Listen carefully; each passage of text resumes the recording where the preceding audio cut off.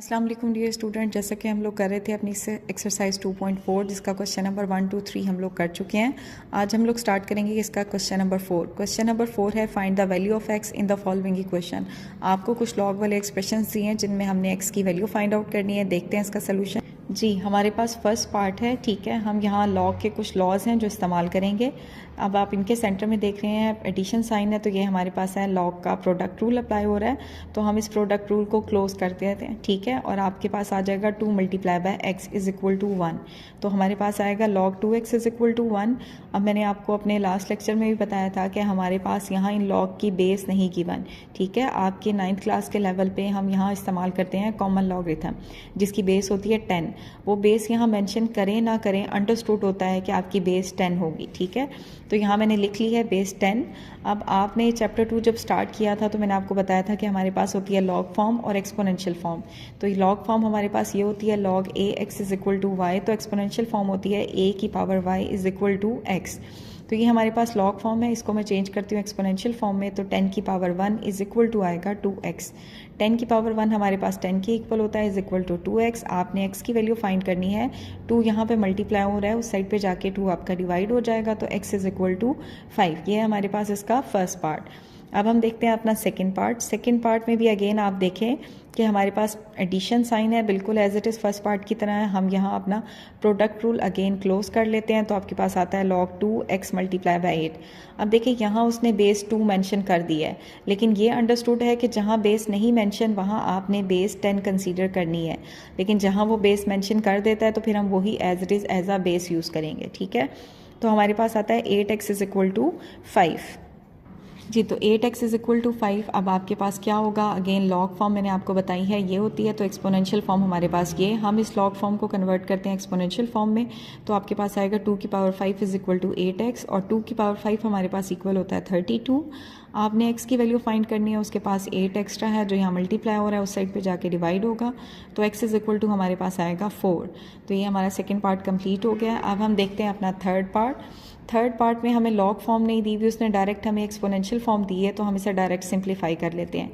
81 को हम मेंशन कर सकते हैं 3 की पावर्स में, हमने मेंशन किया है 3 की पावर 4x, और 243 का भी अगर आप एलसीएम लें तो उसको भी हम 3 की पावर्स में मेंशन कर सकते हैं, लिख सकते हैं 3 की पावर 5। अब आपके पास यहाँ पावर्स एक दूसरे से क्या होंगी, मल्टीप्लाई, या आपने रूल्स पढ़े थे कि हमारे पास अगर a की पावर m और बाहर n है तो पावर्स एक दूसरे से मल्टीप्लाई हो जाती हैं। तो आपके पास आएगा 3 की power 4x is equal to 3 की पावर 5 ब्रैकेट x प्लस 2। आपको पता है अगर बेसिस सेम हो तो बेसिस एक दूसरे से कैंसिल होके पावर हमारे पास इक्वल हो जाती हैं, तो हमारे पास बेसिस सेम है, ये कैंसिल होंगी, हमारे पास आएगा 4x is equal to 5 bracket x plus 2। 5 आपका मल्टीप्लाई होगा तो हमारे पास आएगा 5x प्लस 10। आपने x की वैल्यू फाइंड करनी है, x वाले एक्सप्रेशंस को हम एक साइड पे ले आते हैं और कांस्टेंट को एक साइड पे। ये आपके पास प्लस 5x है, ये लेफ्ट साइड पे आएगा, तो minus 5x is equal to 10।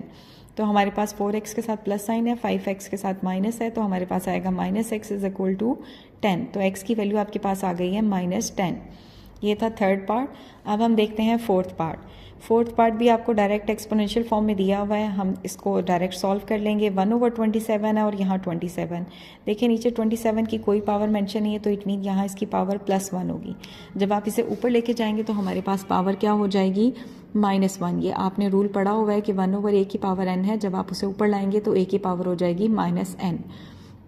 तो 27 की पावर है -1। अब अगेन पावर्स एक दूसरे से मल्टीप्लाई होंगे, तो हमारे पास आएगा -1 x minus 6 is equal to 27। Again हमारे पास प्रीवियस पार्ट की तरह यहाँ भी बेसिस सेम हो गई हैं, तो दोनों एक दूसरे से हो जाएंगी कैंसिल। आपके पास बचेगा -1 x minus 6 is equal to 1। -1 को हम करते हैं मल्टीप्लाई, तो आपके पास आता है -x plus 6 is equal to 1। आपने x की वैल्यू फाइंड करनी है, कांस्टेंट टर्म को हम यहाँ से उठा के राइट साइड पे ले जाते हैं, तो यहाँ उसके साथ साइन प्लस है, इधर आके हो जाएगा माइनस। तो आपके पास -x इज इक्वल टू -5, क्योंकि 1 के साथ प्लस है और 6 के साथ माइनस है, दोनों के साइन डिफरेंट है, तो आप माइनस करेंगे और आंसर के साथ बड़ी वैल्यू का साइन आएगा, ठीक है। अब देखें x के साथ भी माइनस है और 5 के साथ भी माइनस है, तो दोनों माइनस एक दूसरे से कैंसिल होंगे और आपके पास आंसर आएगा x इज इक्वल टू 5। अब है हमारे पास इसका फिफ्थ पार्ट आपको लॉग फॉर्म में दिया हुआ है, ठीक है। तो अब अगेन यहाँ आपके पास लॉग की बेस नहीं दी हुई, तो बेस नहीं दी हुई तो अंडरस्टूड है कि इसकी बेस आपके पास क्या होगी 10, तो मैंने यहाँ बेस 10 मेंशन कर दिया। अब ये लॉग फॉर्म है, हम इसको चेंज करते हैं एक्सपोनेंशियल फॉर्म में, तो आपके पास आ जाएगी 10 की power 2 is equal to 5x minus 10। अब 10 की पावर 2 हमारे पास इक्वल होती है 100, यहाँ 5x माइनस 10, आप -10 को ले आएंगे लेफ्ट साइड पे तो ये हो जाएगा +10, आपके पास आएगा 110 इज इक्वल टू 5x। हमने x की वैल्यू फाइंड करनी है, 5 एक्स्ट्रा है जो यहाँ मल्टीप्लाई हो रहा है, इधर आके क्या हो जाएगा डिवाइड, तो 110 डिवाइडेड बाय 5 आपके पास x इज इक्वल टू आ जाएगा 25। ये था फिफ्थ पार्ट। अब हम देखते हैं इसका सिक्स जी। तो सिक्स पार्ट है हमारे पास। अगेन आप यहाँ देखें कि हमारे पास सेंटर में माइनस साइन है, तो यहाँ हमारे पास लॉग का डिवीजन रूल अप्लाई हो रहा है, ठीक है। तो हम उसको क्लोज कर देते हैं, तो आपके पास आएगा log x + 1 divided by x - 2 is equal to 2, ठीक है। अब अगेन यहाँ उसने हमें बेस 2 दी हुई है, तो हम यहाँ 10 नहीं लेंगे, ठीक है। जहाँ उसने हमें बेस नहीं दी होगी वहाँ अंडरस्टूड होगा कि बेस आपकी 10 है। अब ये लॉग फॉर्म में गिवन है, हम इसे चेंज करते हैं एक्सपोनेंशियल फॉर्म में, तो आपके पास ये आ जाएगा 2 की power 2 is equal to x + 1 divided by x - 4। 2 का स्क्वायर होता है हमारे पास 4। अब आप देखें हम यहाँ करेंगे क्रॉस मल्टीप्लिकेशन। आपके पास 1 के नीचे कुछ नहीं है, तो 1 के नीचे कुछ नहीं होगा, तो आपके पास क्या कंसीडर होगा 4 के नीचे कुछ नहीं है, तो हम कंसीडर करेंगे 1 है।